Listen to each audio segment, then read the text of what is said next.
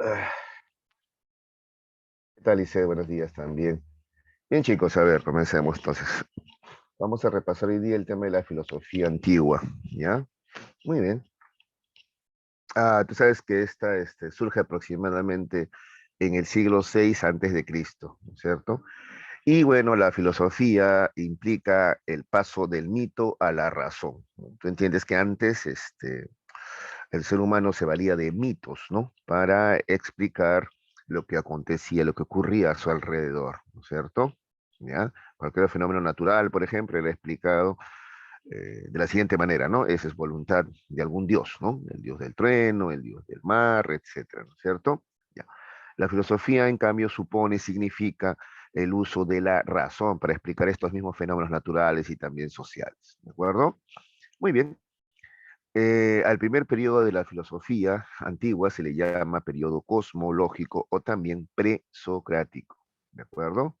Dice desde el siglo VI antes de Cristo hasta la primera mitad del siglo V. Muy bien. En este periodo, ya, la filosofía va a buscar explicar el origen y fundamento del cosmos. Es decir, estamos hablando del arjé o arché, como tú recuerdas, ¿no es cierto? Arjé o arché. Es así que Tales de Mileto va a decir que el principio de todas las cosas es el agua, ¿no es cierto? ¿Ya? Pues considera que es el principio de todas las cosas y además esencial para la vida, ¿no? Así pensaba Tales de Mileto, ¿no? Ahí no hay dudas, ¿no? Tú recuerdas la explicación que él plantea o propone, ¿no? La argumentación para tal afirmación, ¿no? Propone, como dice acá, que la vida es el origen perdón, el agua es el origen de la vida, plantea que estamos rodeados de agua, es más, la tierra flota sobre agua, entonces el agua es el origen, ¿no? Donde surge todo lo que conocemos, ¿ya? Además tiene una postura ilozoísta, ¿recuerdas? ¿Qué es el ilozoísmo, ¿no? Creer que hay fuerzas dentro de la materia, ¿no es cierto? Que posibilitan su movimiento, ¿no? Él llega a decir en un momento, por eso que todo está lleno de dioses en todo caso, ¿no? Se ha entendido como alma o como principio movilizador de todo lo que existe, ¿ya? Luego tenemos a Anaximandro, ¿no es cierto? Él va a considerar que el arjé tiene que ser un elemento indeterminado, al cual va a llamar justamente así, indeterminado. Eso en latín es apeiron o apeiron, ¿ya? También Anaximandro es el primero en usar el término arjé o arché, ¿ya? Muy bien. Entonces, antes de Anaximandro, tú recuerdas que teníamos a Anaxímenes, este es un resumen, pues, ¿ya? Teníamos a Anaxímenes. Anaxímenes había dicho eh, que que el principio es el aire, ¿no es cierto? Ya, a ver, Anaximandro dice que el principio de todo, por ejemplo, no puede ser el agua, le critica a Tales de Mileto, ¿no? El agua no puede ser, le dice, ¿no? Porque el agua es un elemento ya determinado. ¿Qué significa elemento determinado? O sea, que tiene características, eso, determinadas, terminadas, fijas. Por ejemplo, el agua es húmeda, el agua es fría, qué sé yo, ¿de acuerdo? Entonces dice Anaximandro, del agua no pueden surgir pues los demás elementos, ¿no? O sea, por ejemplo, el fuego, ¿cómo podría surgir del agua? No. Entonces dice Anaximandro, antes del agua, antes del fuego, antes del aire, antes de cualquier elemento determinado, ¿ya? Existió un elemento indeterminado, ¿ya? ¿Qué quiere decir indeterminado? O sea, que no tiene características fijas. El apeiron, por ejemplo, tiene en un extremo el frío y en otro extremo el calor. En un extremo lo seco, en otro extremo lo húmedo, en un extremo lo blando, en otro extremo lo duro. Entonces el apeiron es todo. Y del apeiron, que es el elemento primigenio, ¿no? El arjé, ¿ya? Del apeiron, se desprenden el agua, el aire, el fuego, todo lo que conocemos como determinado, ya con características fijas, ¿ya? Esa es la explicación de Anaximandro para hablar del apeiron, ¿no es cierto? Luego, me estaba equivocando yo, luego viene Anaxímenes, ¿no? Anaxímenes propone el aire, ¿no? Bueno, esto de apeiron está muy interesante, pero mm, tendríamos que hablar de cosas que podemos percibir, ¿no? El aire, por ejemplo, se percibe, ¿no? Y considera que el aire es infinito, ¿te acuerdas, no? Anaxímenes, ¿no? Habla de dos procesos que dan origen a las demás sustancias, ¿no? La rarefacción, ¿no es cierto? Que es cuando el aire, por ejemplo, se hace más ralo, se vuelve fuego, por ejemplo, ¿no? Y otro es la condensación, ¿no? Donde cuando el aire se condensa se hace agua, por ejemplo, ¿no? Listo. Ese era Anaxímenes, que no está aquí mencionado, ¿no? Luego tenemos a Heráclito, ¿de acuerdo? Heráclito afirma que el fundamento de todas las cosas, mira lo que dice, es el cambio, el devenir, ¿ya? Lo único absoluto es que nada es absoluto en todo caso, ¿no? Lo único absoluto es el cambio, el devenir. Todo está en constante proceso de transformación, nacimiento y destrucción, ¿ya? ¿De acuerdo? Eso es lo que propone Heráclito. Por esa razón elige al fuego, dice que porque el fuego es el que representa mejor dicho movimiento y cambio constante, ¿no? Si tú ves el fuego nunca está quieto, está siempre en crecimiento o en extinción, ¿no? ¿De acuerdo? Es la lucha entre el ser y el no ser. O sea, existir es el ser y el no ser es no existir. Eso dice Heráclito del fuego, ¿ya? También Heráclito habla del logos, que es un principio ordenador, ¿ya? ¿De acuerdo? Porque para Heráclito hay un equilibrio, ¿ya? Si bien los contrarios luchan entre sí, ¿ya? Por ejemplo, ser y no ser, día y la noche, la luz y la oscuridad, si bien luchan entre sí, dice, a la vez se necesitan, dice Heráclito, ¿no? Hay un orden, hay una armonía. Porque si no existiera uno, no podría existir el otro. Pues si no existiera el día, no existiría la noche. Dice, si no existiera la justicia, no existiría la injusticia, dice Heráclito. ¿Ya? Muy bien. A ver, preguntas. El ilozoísmo, pregunta Fiorella. Había señalado que para Tales de Mileto, el ilozoísmo implica que la materia tiene un principio movilizador dentro de sí. ¿Ya? Entonces dice que es que la historia es esta, tú tienes que acordarte. Tales de Mileto observa el imán, ¿no? El imán es una roca, ¿no? O un metal, si tú quieres, ¿no? Un mineral que atrae a otros minerales, ¿no? ¿No es cierto? De metal, ¿no es cierto? Los atrae, ¿no? Entonces él dice, pero ¿cómo es posible, no? Si se supone que es un elemento inerte, ¿no? Ah, entonces dice, mira, hasta la roca, ¿no? Tiene un principio movilizador, dioses, si tú quieres, dentro de él, o almas, si tú quieres, dentro de él, ¿no? Eso es el eloísmo. Todo está lleno de dioses, dice Tales de Mileto, ¿no? Refiriéndose a esa fuerza interna que tiene, ¿no? Porque si no, ¿cómo explicas que el imán, dice, ¿no? Atrae a los demás metales, ¿no es cierto? Entonces hay una fuerza dentro de él, hay un espíritu dentro de él, hay dioses dentro de él, ¿ya? Eso es lo que plantea Tales. ¿De acuerdo? ¿Así, Fiorella, se entendió? Listo, ya, continuamos. Parménides. Parménides sostiene que se debe pensar siempre que el ser es y que en cambio el no ser no es. Eso es lo que dice Parménides, ¿de acuerdo? Tueros me pregunta, profe, ¿deviene permanente a qué se refiere? Devenir se refiere al cambio constante, al dinamismo de las cosas, ¿ya? A eso se refiere. Nada está quieto. Todo está en el proceso de existir o más bien desaparecer, ¿ya? A eso se refiere, ¿de acuerdo? Por ejemplo, pues te decía, el fuego. El fuego está en el proceso de existir o desaparecer, ¿sí o no? No está estable, está en un constante cambio, está creciendo o se está consumiendo, ¿sí o no? Pero no está quieto el fuego, ¿no? O dime, ¿cuánto tiempo puede permanecer quieto? ¿Ya? No, está creciendo o se está extinguiendo, ¿de acuerdo? Listo, a eso se refiere. Y cualquier cosa, no sé, un fruto, ¿no es cierto? Está creciendo o está madurando. Un ser humano, ¿no es cierto? Está creciendo, ¿no es cierto? O ya va camino a la muerte, ¿no es cierto? ¿De acuerdo? Eso es cambio constante. Devenir es cambio, ya nada está quieto. ¿Te acuerdas que Heráclito decía por eso, no puedes bañarte dos veces en las mismas aguas de un río? Porque ya no son las mismas aguas, ya. Todo fluye, todo cambia. Eso es el devenir, ¿ya? Perenne, ¿qué es perenne? Perenne es que es permanentemente, ¿no? Perenne es permanentemente, es así, ¿no? O podría ser, perenne también podría ser lo contrario, ¿no? A dinamismo también, ¿no? Perenne es lo que permanece así, ¿no? ¿De acuerdo? O lo que se mantiene de esa manera. Es que ahí está la contradicción justamente, te estás confundiendo, pues. Por eso, a ver, si tú quieres, para Heráclito, lo único perenne es el cambio justamente, ¿no? Si tú quieres, lo único absoluto es el cambio justamente, ¿no?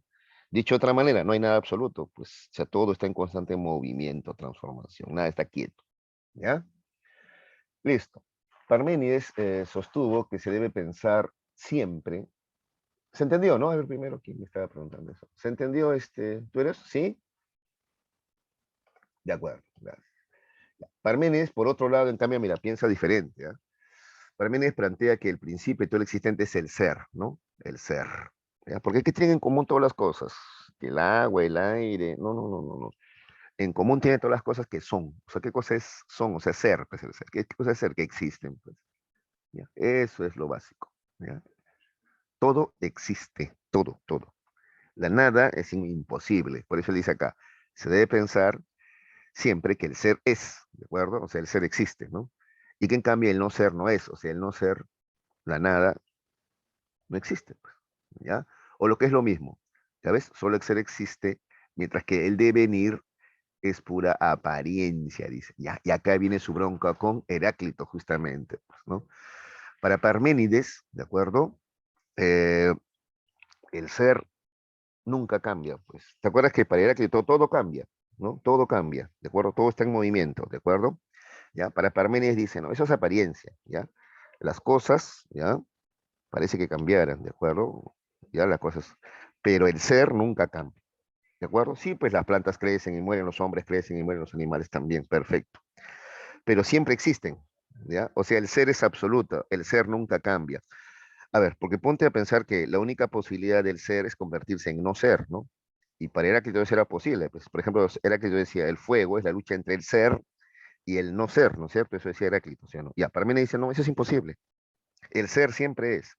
El no ser es imposible, indecible, no ocurre nunca.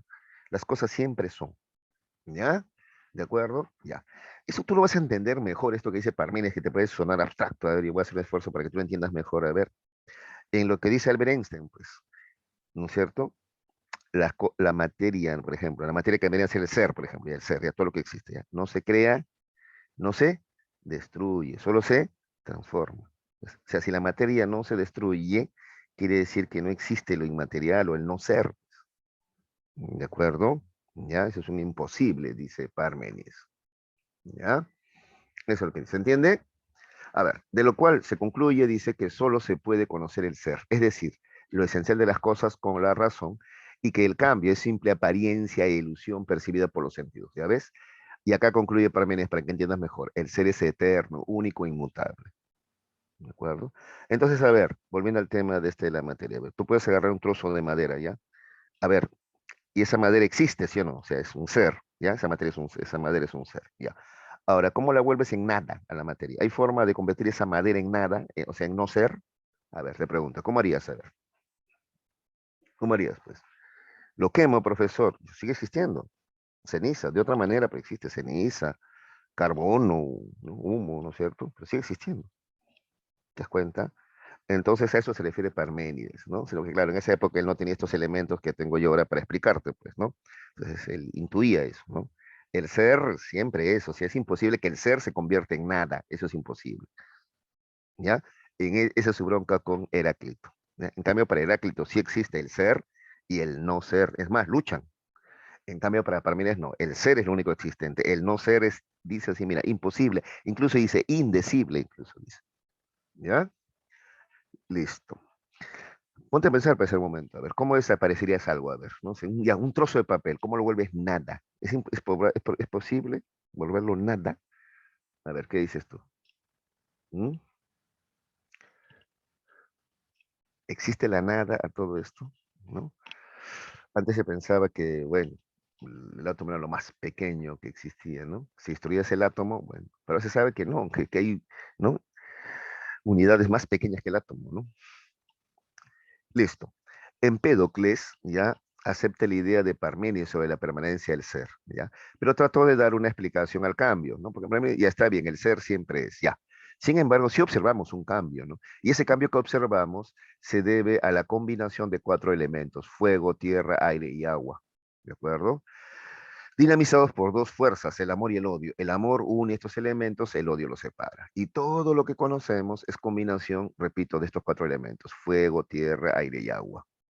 ¿De acuerdo? Demócrito va a proponer también que existe el ser, ¿no es cierto? ¿Ya? Sin embargo, va a proponer que existe el cambio también, ¿no? ¿De acuerdo? Y adopta la siguiente idea. Dice, lo que llamamos generación y corrupción no es más que la mezcla y la separación de elementos originarios o átomos, ¿ya? Átomo significa indivisible, ¿ya? Átomo significa indivisible, ¿ya? Demócrito plantea que el átomo es el ser, ¿ya? Porque el átomo es la unidad indivisible de la materia. Átomo significa indivisible, que no se puede dividir, es lo más pequeño que hay, no se puede dividir. Así se pensaba, ¿de acuerdo? ¿Ya? Sin embargo, Demócrito sí acepta que existe el vacío, porque dice, ya todo está compuesto de átomos, o sea, todo. El ser es el átomo, ¿ya? Ya. Pero el átomo se mueve, ¿sí o no? Justamente por el movimiento de átomos es que tú puedes explicar el cambio, ¿sí o no? El cambio, ¿no? ¿De acuerdo? El cambio, ¿ya? Por ejemplo, dice que envejecer, dice que los humanos envejecemos porque vamos perdiendo átomos. Como vamos perdiendo átomos, vamos envejeciendo, ¿ya? ¿De acuerdo? Entonces, el átomo explica el movimiento, dice. Pero el átomo no puede estar quieto, necesita un espacio para moverse, ¿sí o no? Ya, ese espacio es el vacío, ¿ya? Eso es lo que propone Demócrito, ¿ya? Entonces, como ves tú, hay debates por eso, entre si existe o no existe el vacío o la nada, ¿no? ¿De acuerdo? ¿Ya? Si existe o no existe, si tú quieres lo inmaterial, ¿no? ¿De acuerdo? Listo. Bueno, entramos al periodo antropológico o también llamado socrático, ¿ya? Muy bien. Esto es desde la segunda mitad del siglo V, ¿ya? Se le llama periodo antropológico, ¿ya?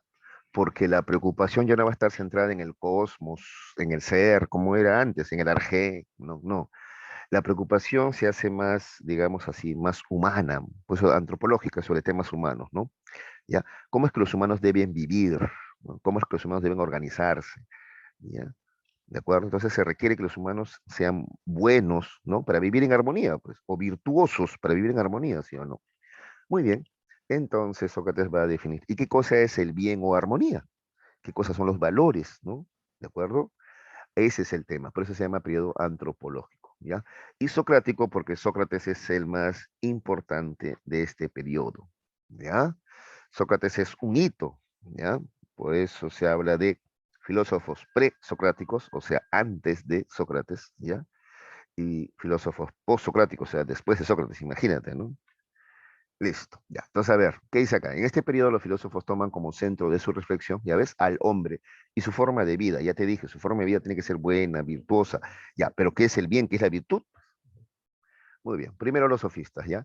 Los sofistas, ¿ya? Conformaron un movimiento filosófico promovido por el triunfo de la democracia y el desencanto por el estudio de la naturaleza. O sea, lo anterior, pues como que llegan a la conclusión de que eh, es bien complicado estudiar el cosmos, la naturaleza y comprenderla en su totalidad, ¿no? Más bien, enseñemos cosas más prácticas, dicen los sofistas, ¿no? Cosas que al hombre le puedan servir en sociedad. Eso es lo que van a decir los sofistas, ¿ya? Por eso los sofistas adoptan un punto de vista escéptico y relativista en términos éticos y nociológicos, ¿ah? Pues pensaron que no es posible conocer las cosas de manera, atención, absoluta. Ya, atención con esto. Entonces, tú te acuerdas, ¿no? Los sofistas son escépticos y relativistas. ¿Qué es el escepticismo? A ver, ¿quién se acuerda? Escepticismo. Escepticismo es creer que no se puede conocer la verdad. Ese es el escepticismo. ¿De acuerdo? El ser humano no puede saber qué es verdad. El ser humano es muy subjetivo. ¿Ya? El ser humano le ganan sus pasiones, ¿no? Por ejemplo, en política, mira, ¿no? Yo la verdad a veces escucho a compañeros de trabajo hablando contra Castillo, que es el peor presidente, el más burro. Y yo la verdad me pongo a pensar, el peor, peor que Fujimori, peor que Alan García. ¿Qué tienen esto? ¿Tienen churrascos en los ojos que no pueden ver? ¿O es su racismo que son más críticos con este porque es cholo? ¿Cuál es el problema? Me pregunto yo, ¿no? Y es la subjetividad, pues, ¿no? Esos odios que han salido en ellos no les permite ver la realidad tal cual es. Sí, este presidente es limitado, sí, ha cometido errores garrafales, hay hasta casos de corrupción entre sus allegados, ¿no es cierto? Sí, pues, pero debería decir que es el peor y que hay que vacarlo. ¿Cuándo han pedido vacancia? Dime, a ver, porque cuando, yo a veces les digo, los encargo, ¿cuándo alguno de ustedes, a ver, valientes ahora, pidieron vacancia para Fujimori, para Alan García? ¿Cuándo? ¿Y ahora? Y la vacancia no es un castigo, ¿ah? Es una constatación, dice la ley, ¿no?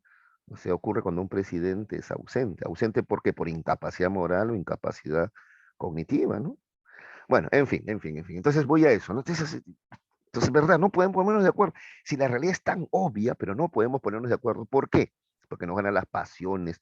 O sea, el ser humano no puede ser totalmente cognitivo, consciente, racional. Le gana la pasión, se ciega. y entonces no puede acceder a la verdad, ¿ya? Eso se llama escepticismo. Y el relativismo, entonces, es la consecuencia, pues. Entonces, todo es relativo nomás. Tú tienes tu verdad, yo tengo mi verdad. Claro, porque, por ejemplo, en política, ¿no? Entonces, por ejemplo, algún vendedor de repuestos de laptop me dice, pues, ¿no? Es que yo estoy en contra de Castillo porque por su culpa ha subido el dólar y los repuestos están más caros y ahora todo, yo cobro más caro y la gente no quiere, no tiene para pagar porque no tiene plata por la pandemia, ¿no? Entonces, a mí me ha hecho mucho daño, ya, esa es su verdad, ¿ves? Entonces, él tiene su razón, pero otro dirá, pero la subida del dólar es un tema internacional, no solamente es nacional, qué sé yo. Otros incluso dirán, bueno, a mí qué me perjudica si el dólar sube o baja, si yo nunca compro dólares, dirán otros, ¿no? En fin, cada uno tiene su verdad, dirían los escépticos. Todo es relativo nomás, según la persona. Eso dice el escepticismo. Y justamente el máximo representante del relativismo, del escepticismo, es el sofista Protágoras, ¿te acuerdas? ¿Ya? Expresó el relativismo y escepticismo, ¿ves? Propio de los sofistas, al afirmar lo siguiente: el hombre es la medida de todas las cosas, ¿ya? O sea que las cosas dependen del hombre, ¿ya? Esto es bueno o malo, según al hombre le beneficie o no, según al hombre le convenga o no. Entonces, eso no es verdad, solamente es relativo, relativo, ¿ya? Para mí eso está bien. Otro dice, no, para mí eso está mal. Entonces, ¿quién tiene la razón? Cada uno tiene su razón, sus argumentos, ¿ya? Eso es relativismo, ¿ya? El hombre es la medida de todas las cosas. Ya, Sócrates va a estar en contra de todo eso, ¿ya? Sócrates no cree, al menos en ética, dice, no hay relativismo. Por ejemplo, matar, no es que depende, depende, ¿no? Abortar, depende, depende. No, no, no, pues Sócrates dice no. Las cosas están bien o están mal, no pueden ser así de relativas, va a decir Sócrates justamente, ¿ya? Pero vamos por partes ahora. Considero que solo la virtud, ¿ya? A la cual se le llamó arete, ¿ya? Arete, proporciona felicidad, ¿ya? Solamente la virtud, o sea, vivir virtuosamente, vivir bien, ¿ya? Hacia el hombre feliz, ¿ya? Es un tema importante también filosófico, ¿no? Sobre todo que los hombres maduros se preguntan, ¿no? ¿Y qué es la vida? ¿Qué es la felicidad? ¿Y cómo he vivido? ¿No? O si he desperdiciado mi vida, ¿no? Entonces Sócrates te contesta, para que estés contento, tranquilo, cuando llegue la hora de tu muerte, vive virtuosamente, ¿no? O sea, al final sabrás que has vivido feliz. Bueno, dice, el sabio conoce la honestidad, ¿ya? Es un bien, porque los beneficios que le reporta, tales como la confianza, la reputación, la estima y la honorabilidad, son muy superiores a los que puede reportarle el engaño, la riqueza y el poder, ¿ya? Entonces el sabio, ¿ya? Entiende que una vida virtuosa es lo correcto, ¿ya? Pero para eso él conoce la virtud, pues.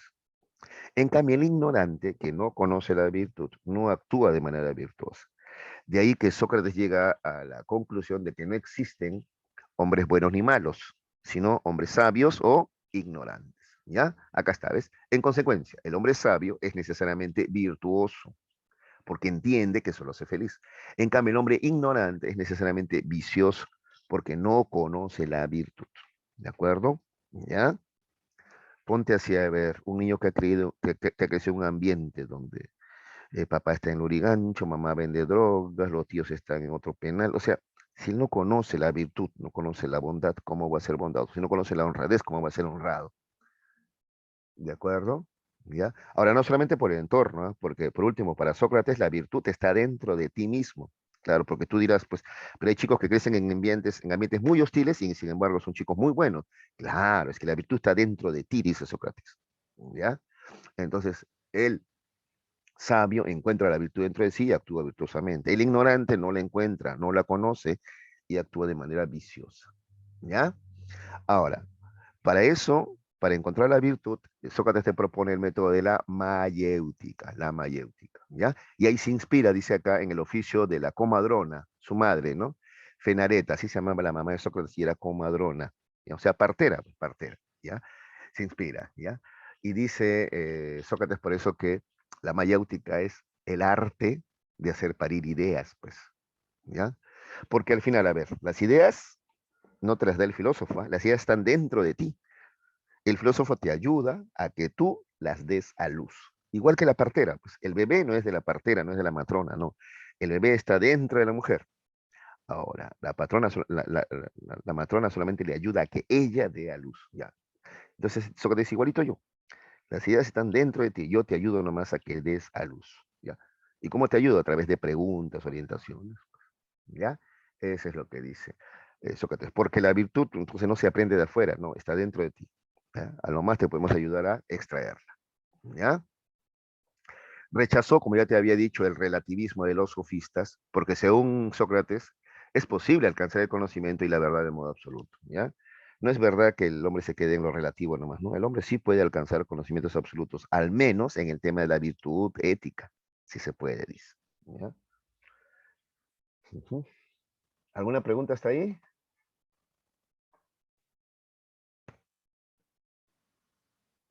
chicos, sobre Sócrates? ¿Alguna pregunta sobre Sócrates y los sofistas? A ver, ¿a qué se refería con parir ideas? Dice Ruth. Ya, no hay problema, yo repito. A ver, una mujer embarazada tiene al bebé dentro de ella, ¿no es cierto? ¿Ya? El bebé no es, a ver, en términos modernos, ¿ya? El bebé no es de la obstetriz, no es del médico, ¿sí? El bebé es de la señora gestante, ¿sí o no? El médico, la obstetriz, la enfermera, ¿qué hacen? Le ayudan a parir el bebé que es de la señora, ¿no? ¿Entiendes? No es del médico, no es de la obstetriz, ¿cierto? ¿Ya? Es de la señora embarazada, ¿de acuerdo? Ya. Eso mismo pasa con la virtud, ¿ya? La virtud está dentro de ti, ¿ya? La bondad, la justicia, todo está dentro de ti, ¿de acuerdo? ¿Ya? Entonces, un filósofo te ayuda a que esa virtud que está dentro de ti dé a luz, o sea, salga, ¿ya? ¿De acuerdo? Y tú, ¿qué quiere decir salga? Que tú seas consciente de ella, pues, ¿ya? Que tú tomes conciencia de esa virtud que tienes dentro de ti, pero que es tuya, ¿ya? No es algo que el filósofo te enseña, no es algo que el filósofo te impone, no, no, no, no, no. Es tuyo, ¿ya? A eso se refiere con hacer parir ideas, ¿ya?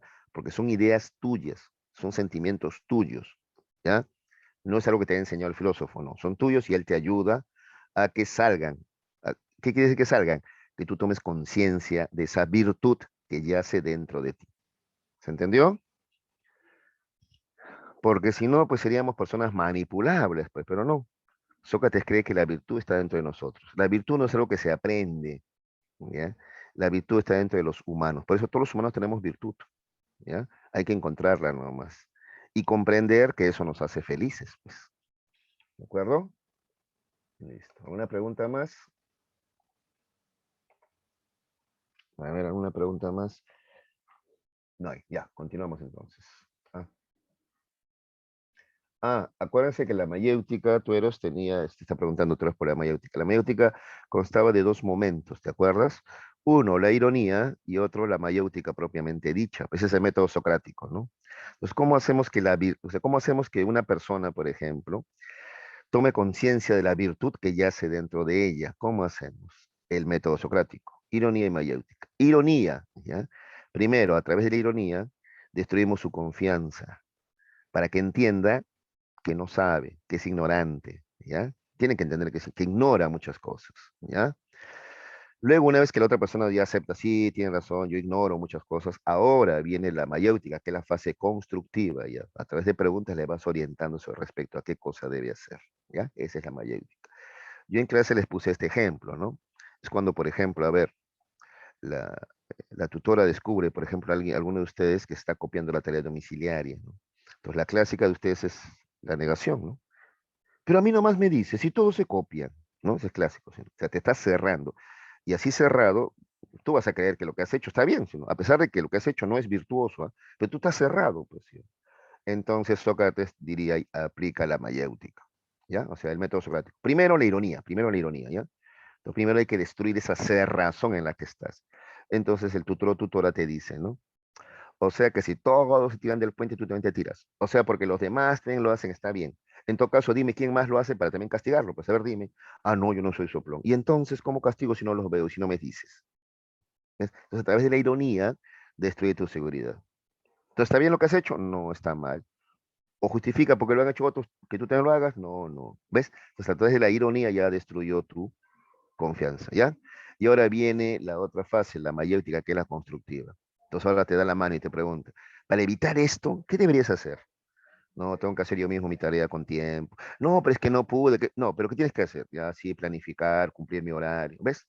Entonces tú mismo llegas a la respuesta de cómo es el actuar virtuoso, ¿ya? Pasando por esas dos etapas, ¿ya? La fase de ironía, que es la destructiva, y la fase de mayéutica, que es la constructiva. ¿De acuerdo? Muy bien. A estos dos filósofos lo vamos a ver la próxima clase, ¿ya? Ahora lo voy a mencionar nomás brevemente, ¿ya? ¿De acuerdo? A Platón y a Aristóteles vamos a tener que volver a ver la próxima clase. Hoy día vamos a mencionar, a ver, a no ser que sea suficiente el día de hoy, vamos a ver, ¿ah? ¿Alguien quería hablar, perdón? ¿Alguien? No, ¿no? Ya, continuamos entonces. El tercer periodo de la filosofía antigua, porque hemos visto ya dos, ¿no? El primer periodo que es el cosmológico, donde se busca el arjé, principio de todo. Luego el periodo antropológico, donde se trata de hallar la virtud, ¿ya? Se preocupan por temas humanos, ahí tenemos a los sofistas y a Sócrates. Ahora tenemos el tercer periodo, el periodo de los grandes sistemas, ¿ya? Se llama así periodo de los grandes sistemas porque aquí en este periodo los filósofos, ya que lo conforman, van a tratar de abarcar, ¿ya? Todo, ¿ya? Sistematizar todo lo anteriormente conocido, ¿ya? Sí, mucho de lo que sabemos de Sócrates, por ejemplo, es por lo que nos cuentan Platón y Aristóteles, ¿eh? Porque Sócrates, te cuento, no escribió nada, ¿ya? Sí, no escribió nada. Él decía que no, como las cosas cambian, o sea, cómo voy a escribir, ¿no? Bueno, la cosa que él no escribía. Y de los anteriores, ya de Tales, Anaximandro, Anaxímenes, Heráclito, mucho de lo que ellos habían escrito se perdió, ¿no? Dicen que durante el incendio en Alejandría y otros más. Bueno, se perdió mucha información. Entonces, digamos que sus recopiladores, ¿no? Un poco de rescatar lo que ellos habían dicho, ¿no? Son Platón y Aristóteles. Entonces, mucho de la filosofía antigua, ¿ya? Lo sabemos gracias a la sistematización que hacen Platón y Aristóteles, ¿ya? Además, ellos van a plantear posición sobre los diversos temas de la filosofía o ramas de la filosofía. Por ejemplo, sobre el tema ontológico, que es el tema del ser, sobre el tema nociológico, que es el problema del conocimiento, sobre el tema antropológico, que es el problema del hombre, sobre el tema ético, que es el problema de la moral, ¿ya? Sobre la política también, ¿ya? Entonces ellos van a plantear posición sobre todo, ¿ya? Por eso se le llama grandes sistemas, ¿ya? Muy bien. Tenemos primero a Platón. Tú sabes que Platón es idealista, ¿no? Es decir, para él la idea es lo absoluto, ¿ya? La materia, este mundo sensible, dice él, no la materia, ¿no? Pero es lo mismo, pues, ¿no? Este mundo sensible, ¿ya? Solamente es una sombra, ¿ya? Reflejo de las ideas, ¿ya? O sea, lo que realmente existe son las ideas, ¿no? Ya, un poquito difícil de entender porque más bien a ti te parece que es al revés, ¿no? Que las cosas materiales son lo verdadero y sus sombras, sus reflejos son eso, pues sombras o reflejos, ¿no? Pero para Platón no. Para Platón las ideas son lo verdadero, ¿ya? Y todo lo que observamos en este mundo sensible son reflejos, sombra. Por ejemplo, existe un ideal de árbol, ¿ya? Cuando hablo de ideal me refiero a que existe la idea de árbol, ¿ya? Luego los árboles que tú ves aquí en la Tierra son reflejos, sombras, nada más, del ideal de árbol. ¿Ves? Igual pasa con hombre, hay un ideal de hombre. Entonces somos más o menos hombres en la medida que nos parezcamos más al modelo. ¿Y cuál es el modelo? La idea de hombre, el ideal de hombre. Ya lo mismo pasa con el amor, o te decía el color blanco, por ejemplo, ¿no? Blanco, blanco, ¿no? Entonces existe un ideal de blanco, la idea de blanco. Entonces las cosas que acá tú puedes ver como blancas, una tiza, un diente, una hoja de papel, lo que tú quieras, ¿ya? Son más o menos blancas en la medida que se parezcan más al ideal de blanco, ¿ya? Esa es la idea de Platón. Entonces, para Platón, Platón es idealista, entonces lo que realmente existen son las ideas. Además que las ideas son eternas, ¿ya? Perfectas, inmutables, nunca cambian, ¿ya? Lo que cambia en apariencia son aquí, sus reflejos, sus sombras. ¿Y por qué cambian? Porque algunos son reflejos más cercanos, reflejos más lejanos, ¿no?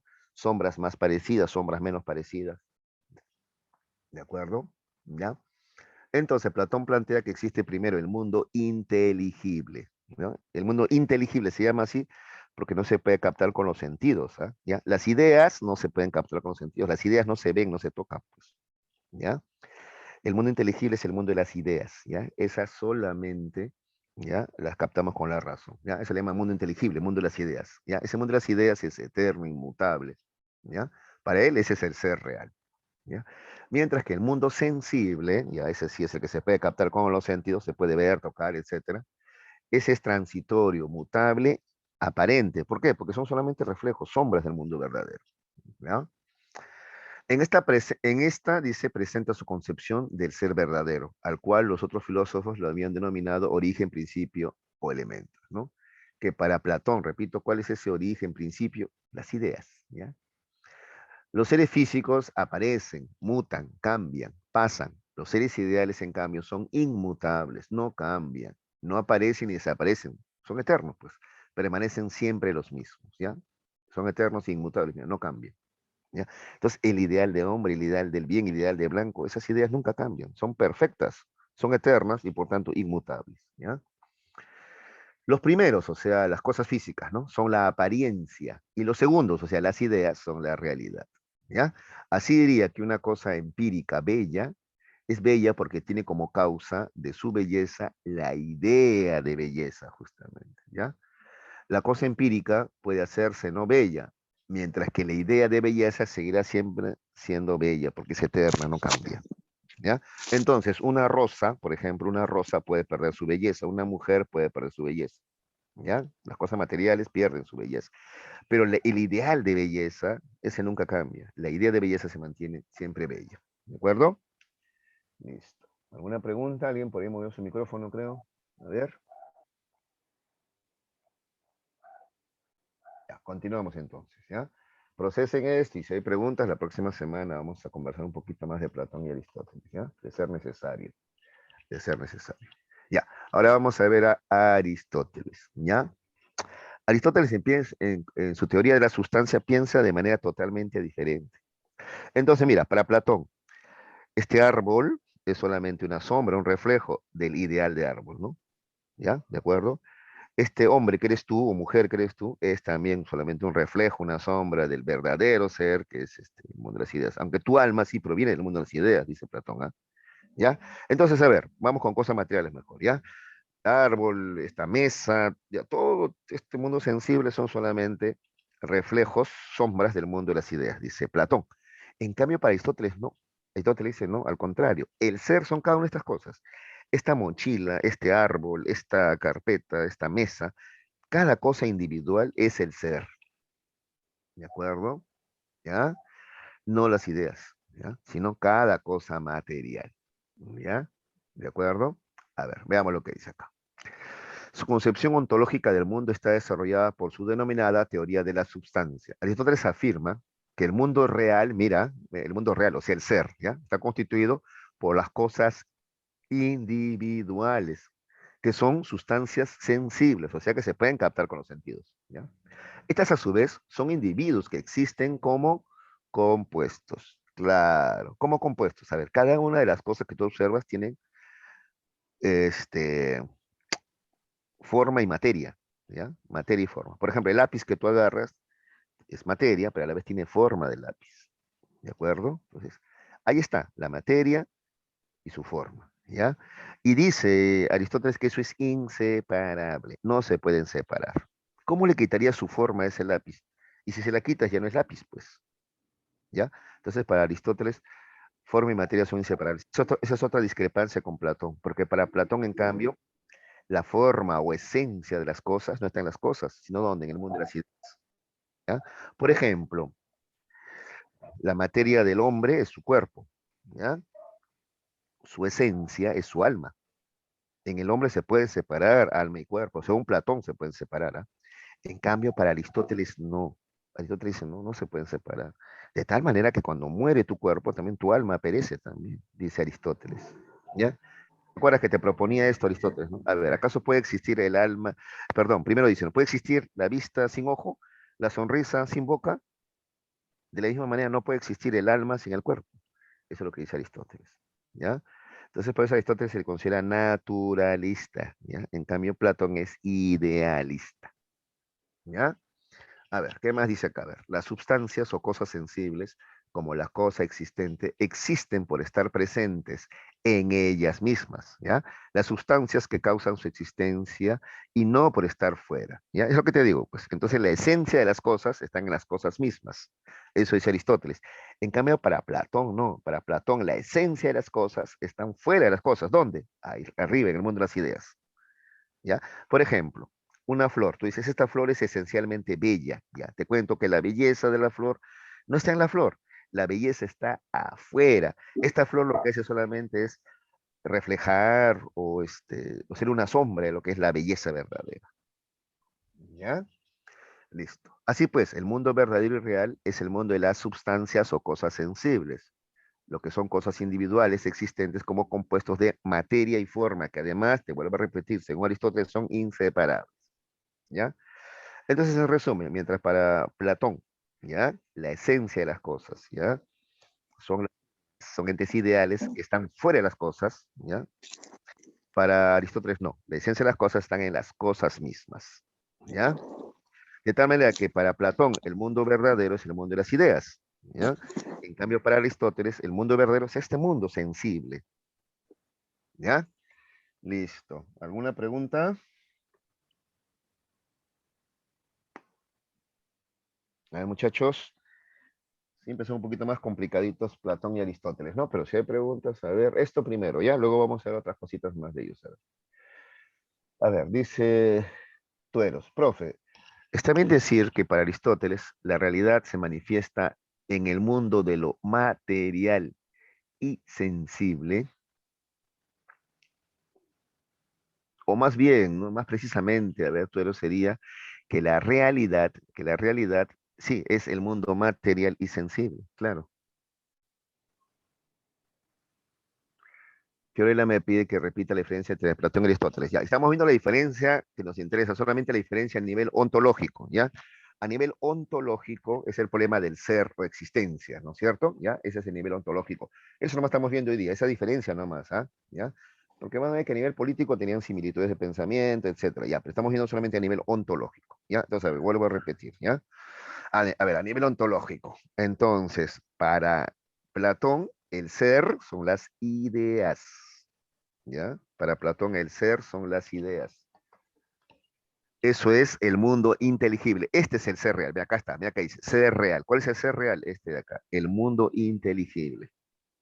¿Y qué es el mundo inteligible? ¿Qué significa inteligible? Ya te dije ya, lo que no se puede captar con los sentidos. Esas son las ideas, pues. A ver, la idea de belleza, ¿tú la puedes ver, tocar? No. ¿Ya? Entonces, esa es una diferencia, ¿ya? Para Platón, el ser es el mundo de las ideas, o también llamado mundo inteligible. Inteligible porque las ideas no se pueden ver ni tocar, ¿ya? En cambio, para Aristóteles, el ser, ¿ya? El mundo verdadero, el ser, es este de acá, este mundo material, ¿ya? Donde existen cosas individuales, ¿de acuerdo? ¿Ah? Pues acá dice, el mundo real, es realidad, existencia, está constituido por las cosas individuales, que son además sustancias sensibles, o sea, son sustancias que se pueden captar con los sentidos, ¿ya? Entonces, para Platón, el mundo verdadero es de las ideas, ahí está la idea de belleza, bien, justicia, hombre, árbol, modelos, ideas, ¿ya? Ese es el mundo verdadero según Platón. Esto de acá, esto que vemos, captamos acá a nuestro alrededor, son solamente sombras. En cambio, para Aristóteles, no. Este mundo que acá en el cual vivimos, donde hay cosas individuales, este árbol, esta zapatilla, este lápiz, ¿ya? Este es el mundo verdadero y cada cosa tiene existencia real, ¿ya? Entonces existe esta naturaleza, existe este mundo sensible. Esa es la diferencia, ¿ya? Por eso Platón es idealista, porque para él el ser es la idea. En cambio, Aristóteles es naturalista porque esta naturaleza existe y es el ser, ¿ya? Esa es la diferencia, ¿de acuerdo? A partir de ahí van a surgir varias diferencias más entre ellos, pues. Por ejemplo, para Platón, entonces, la idea y la materia se pueden separar. Por eso, perdón, una flor tiene belleza. Luego muere, ¿ya? Y la belleza se separa, pues, porque la belleza está en el mundo de las ideas, permanece eterna, ¿ya? Por eso, para Platón, el hombre, por ejemplo, ¿no? Tiene cuerpo, que es materia, e idea, que es alma, ¿de acuerdo? muere su cuerpo y su alma sigue viva, ¿no? Y va a habitar otro cuerpo, decía Platón. En cambio, para Aristóteles, no, muere tu cuerpo, muere tu alma, porque para Aristóteles, ya, materia y forma o esencia son inseparables, ¿ya? Esas son sus diferencias fundamentales, entonces. ¿De acuerdo? Entonces, así, en concreto, así recontra más fácil. A ver, observa tu mochila. ¿Ya? ¿Esa mochila existe o no existe? Para Platón, esa mochila es solamente un reflejo, una sombra del mundo de las ideas, ¿ya? Y hay varias ideas, ¿no? Belleza, color, ¿no? Forma, varias ideas hay ahí, ¿de acuerdo? Es un reflejo nomás. En cambio, para Aristóteles, tu mochila existe de manera individual, ¿de acuerdo? ¿Ya?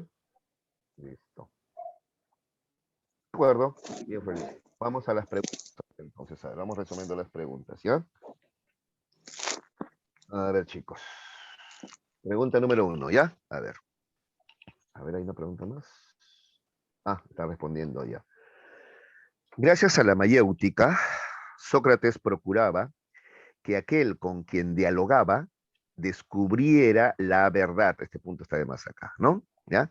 Gracias a la mayéutica, Sócrates procuraba que aquel con quien dialogaba descubriera la verdad, ¿ves? O sea, que por sí mismo, ¿ves? O sea, no es que yo te impongo mi verdad, no. Tú descubres tu verdad por ti mismo, yo te ayudo nomás, ¿ya? Pero antes, con fines preparatorios, practicaba, ¿ya? A fin de que su interlocutor se percatara, ¿ya? Entonces, primero se usaba, claro, muy bien, ha respondido la B, varios ya, ¿no? Tuero, Fiorella, muy bien, claro, la B, ¿no? ¿Qué se practicaba primero? La ironía, ¿ya? Para que tú seas consciente de tus limitaciones. Texto también aparece para que tú sepas el famoso solo sé que nada sé, ¿no? O sea, que ignoras cosas, pues, ¿no? Porque si tú estás cerrado, no vas a escuchar, pues, ¿no? No te voy a poder ayudar. Si tú crees que sí sabes, conoces, no te voy a poder ayudar, ¿ya? En la medida que yo te haga notar tus limitaciones, tus propias limitaciones, allí recién tú vas a estar apto para querer cambiar, pues, ¿de acuerdo? ¿Ya? Entonces, por ejemplo, yo como psicólogo tengo que saberlo, ¿no? Entonces, por ejemplo, un drogadicto, un alcohólico dice, no, pero yo no soy alcohólico. Yo tomo mi trago de vez en cuando, mi traguito, y sí, soy feliz. Mi mujer es la amargada, yo estoy bien. Y así con esa idea, ¿tú crees que él va a dejar el alcohol? No lo va a dejar, pues, ¿no? Entonces, él primero tendría que aceptar que es alcohólico para luego querer cambiar, ¿ya? Entonces, por eso, la primera fase es de la ironía, ¿ya? Donde te van a ayudar a entender tus limitaciones, tus problemas, ¿ya? Tu ignorancia. ¿De acuerdo? Listo. Dos, Heráclito dijo, ni siquiera se conocería el nombre de la justicia si no existiese la ofensa. Esta afirmación hace referencia a que, a ver, ¿quién me dice? Mm,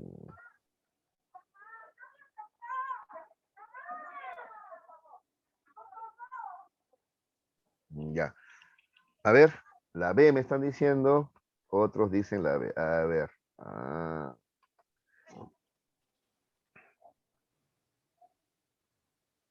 ya. Sí, pues, a ver, a ver. Acá están, y la D me dice Cristi. Sí, sí, la D. A ver, vamos a explicar, ¿ya? Dice acá, Heráclito dijo, mira lo que dijo Heráclito, ni siquiera se conocería el nombre de la justicia si no existiera la ofensa. La ofensa es lo contrario a la justicia, pues. O sea, acá está hablando de lucha de contrarios. O sea, no puede existir uno si no existe el otro, a eso se refiere. Es como decir que no existiría el día si no existiría la noche, ¿ah? Está hablando acá de la lucha de contrarios. Me han dicho la B. La B es claro, es lo que diría, ¿no? Heráclito, la existencia de las cosas deviene permanentemente. Sí, o sea, las cosas están constantemente en movimiento. Eso está bien, pero acá se refiere a esta de acá, lucha de contrarios, lucha de contrarios. Por eso la mejor respuesta es la D. Los contrarios, ¿ya?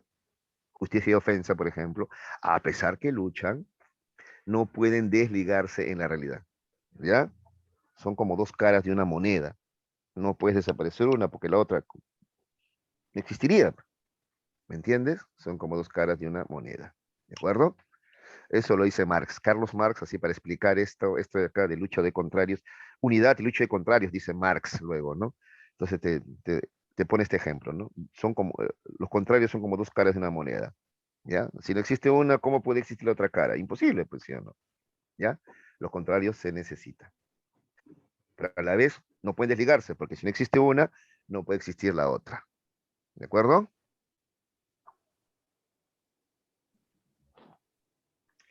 3. A ver, completar el espacio vacío con la alternativa pertinente. En el libro 1 de la metafísica, ese es Aristóteles, ¿no? Luego de haber identificado el verdadero saber con el conocimiento de las causas del ser, Aristóteles nos presenta, a ver qué cosa, vamos a completar eso, ¿ya? De las que ya nos había hablado en su libro Física, ¿ya? Y dice así, evidentemente es preciso adquirir la ciencia de las causas primeras, puesto que decimos, se sabe cuando creemos que se conoce la causa primera. Se distinguen cuatro causas. La primera es la esencia, la forma propia de cada cosa, porque lo que hace que una cosa sea está toda entera en la noción de aquello que ella es. Y la razón de ser primera es, por tanto, una causa y un principio. La segunda es la materia, ¿no? O causa material, pues, ¿no es cierto? El sujeto, ¿ya? La tercera, el principio del movimiento.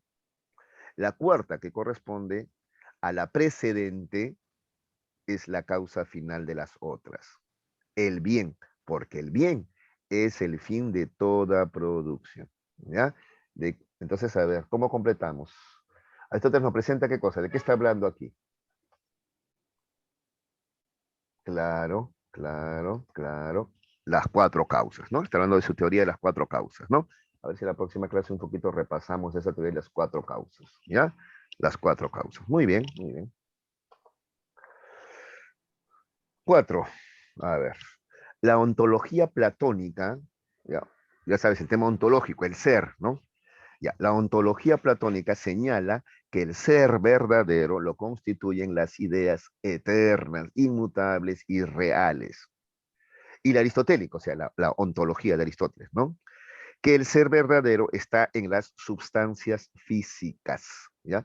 Le llama sustancias porque todas las cosas están constituidas por materia y forma, ¿ya? Por eso le llama sustancias, ¿ya? Sin embargo, a partir de aquí sería improcedente llegar a afirmar que para Platón y para Aristóteles, a ver, claro, claro. No es que Platón diga que solamente existen las ideas, ¿no? Sí, sí, existe este mundo material, pero es un reflejo, una sombra del mundo de las ideas, ¿ya? Y para Aristóteles, tampoco Aristóteles niega que existen las ideas, a su vez, ¿no? Las ideas existen, ¿ah? ¿No? Representación de las cosas sensibles. ¿De acuerdo? Muy bien. Ya. Esto es importante entenderlo, ¿ya? Muy bien, ya. Sigamos, sigamos. 5. Mientras que para Platón la realidad esencial se encuentra en el mundo de las ideas, para Aristóteles la realidad se manifiesta en... A ver, ¿quién contesta los 5? Ah, acá hay respuestas ya. Tuberos y Fiorelita, están en todas. ¿Ah? La D, claro, el mundo de lo material y sensible. Esa es la diferencia, pues, ¿ya? Para Platón el ser es el mundo inteligible, el mundo de las ideas. En cambio, para Aristóteles, ¿ya? La realidad, el ser está en el mundo material y sensible, porque el ser son las cosas individuales, ¿ya? Muy bien, Cristín. Listo. 6. Relacionando la filosofía de Platón con la de Aristóteles, ¿ya? Es correcto afirmar que el primero de los filósofos señalados, estamos hablando de Platón, ¿ah? Entonces, ¿no? Vamos a hablar de Platón, a ver. Propugnó la teoría ilemorfista. Ilemorfismo es que materia y forma son inseparables. No, ¿no es cierto? Esa teoría la propuso Aristóteles, ¿ya? Eso es de Aristóteles, no es de Platón, ¿ya? Entonces, la primera no corresponde a Platón, corresponde a Aristóteles, ¿ya? ¿De acuerdo? Que la materia y la forma son inseparables, ya, eso justamente, que la materia y la forma son inseparables, eso justamente se llama ilemorfismo, ¿ya? Ilemorfismo, ¿ya? Si mal no recuerdo, ile es materia y morfe forma, ¿no? ¿Ya? Ya, entonces la uno y la 2 son afirmaciones de Aristóteles, no de Platón. Entonces no van. 3. Afirmó que las ideas constituyen el mundo verdadero. Ya eso sí lo propone Platón, que es, ¿no? Idealista, pues las ideas son el mundo verdadero o el ser, ¿no? 4. Sostuvo que las ideas son perfectas, eternas e inmutables. Exacto. 3 y 4 son afirmaciones de Platón. 1 y 2 no. 1 y 2 son afirmaciones de Aristóteles. Por tanto, la respuesta es la B, como dice Ruth, Fiorella, Cristín, Tueros. Muy bien. Ya. 7. Determine la verdad o falsedad de las siguientes proposiciones relacionadas con la filosofía de Parménides. Acuérdate, Parménides, el ser, ¿ya? El ser. Para Parménides también el ser es absoluto, eterno. ¿Por qué eterno? Porque el ser nunca muere, o sea, porque si el día que muere o desaparezca sería no ser, y el no ser es un imposible, ¿ya? ¿Te acuerdas de eso? ¿Ya? Muy bien, entonces respondemos a ver. Ahí está. El ser es único, eterno e inmutable, o sea, nunca cambia. Ya, ahí está, pues, eso es verdadero, ¿no es cierto?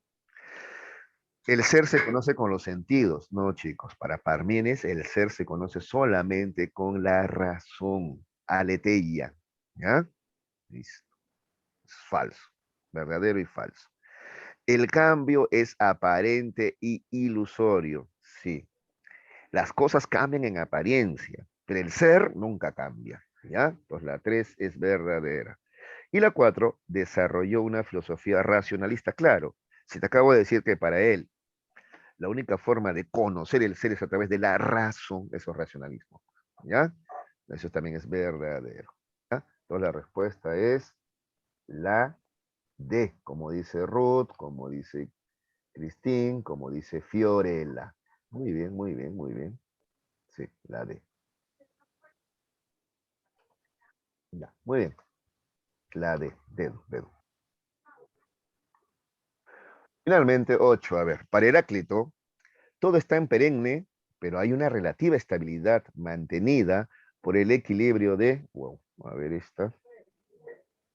Mm, mm, ya. Mm, no, no, la A, no, no, no, no, no, no, no, no, no, la A no es A. Estamos entre la D y la C, ¿no? D o C. ¿La A? A ver, vamos a ver, vamos a ver. ¿Por qué la A? Dice, a ver, para Heráclito todo está en perenne movimiento. Ya no estamos de acuerdo, movimiento, ya, para que sea la A, vamos a ver, ¿ya? Pero hay una relativa estabilidad mantenida por el equilibrio de los sentidos, ¿no? Los sentidos no mantienen en equilibrio las cosas, ¿no? El equilibrio es, por ejemplo, que no desaparecen ni el día ni la noche, ni la justicia ni la injusticia. Ese es el equilibrio, ¿no? O sea, luchan, pero se necesitan a la vez uno del otro, ¿no? Entonces, no, no. Sentidos no puede ser. La A está descartado, ¿ya? La B, a ver, ¿todo está en perenne estabilidad? No, pues ya está fregado, ya, no es la estabilidad. C, todo está en permanente, en perenne fluir, fluir es movimiento, ¿no? Pero hay una relativa estabilidad mantenida por las fuerzas opuestas, y esa estaría mejor, ¿no? Es que estaba en la D también, ¿no? El cambio, el nous es el principio organizador más, ¿no? Sí, mejor respuesta es la C, ¿ya? La C es mejor respuesta. Muchachos, listo. Muy bien. ¿Alguna pregunta final? Ay, no, ya nos ganó el tiempo. Me emociona siempre yo. Ya, muchachitos, muchísimas gracias por su atención.